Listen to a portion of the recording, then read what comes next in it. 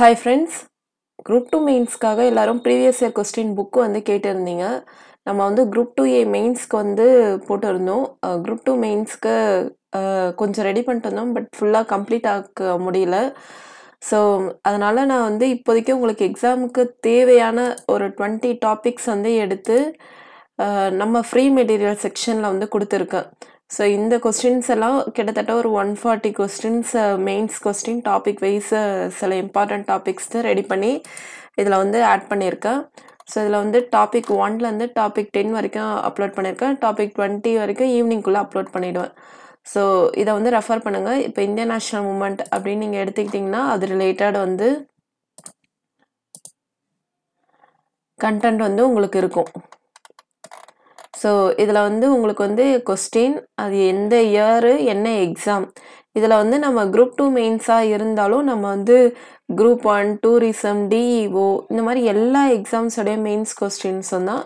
So இந்த short பீரியடில் உங்களுக்கு தேவையானது ஓரளவுக்கு இதில் வந்து ரெடி பண்ணி கொடுத்துருக்கோம். இதை வந்து யூஸ் பண்ணிக்கோங்க. அண்டு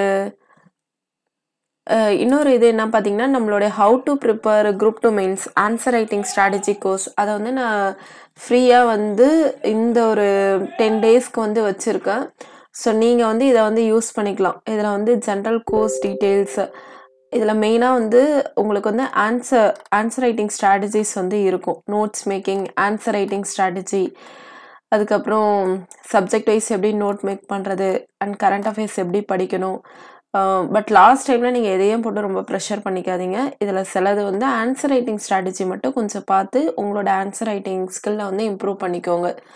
ஸோ இதுதான் இந்த 140 கொஸ்டின்ஸ் ப்ளஸ் இந்த கோர்ஸ் இதை ரெண்டுத்தையும் நீங்கள் வந்து யூஸ் பண்ணிப்பீங்க நான் நம்புகிறேன்.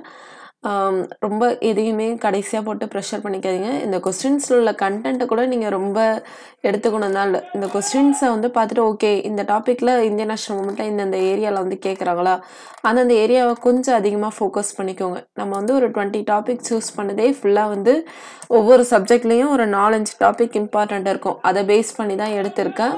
ஸோ அந்த டாபிக்ஸ் தான் மெயினாக நீங்கள் வந்து ரிவைஸ் பண்ணிட்டு போங்க. நீங்கள் படித்தது ப்ளஸ் இந்த ப்ரீவியஸ் இயர் கொஸ்டின்ஸ் எல்லாமே சேர்த்து.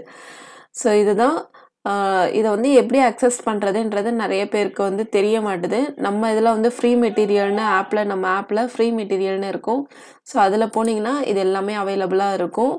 அண்டு நம்ம கோர்சஸில் போனீங்கன்னா அதில் வந்து நான் லிங்க் வந்து ஷேர் பண்ணுறேன். ஸோ நீங்கள் அதில் போய் டேரெக்டாக வந்து இது ஃப்ரீன்றதுனால டேரெக்டாகவே நீங்கள் என்ரோல் பண்ணி இதை வந்து யூஸ் பண்ணிக்கலாம். ஸோ இதுதான் எக்ஸாம்ஸ்க்கு ஆல் தி பெஸ்ட். நம்மளால் இந்த நேரத்தில் இதுதான் வந்து பண்ண முடியுது.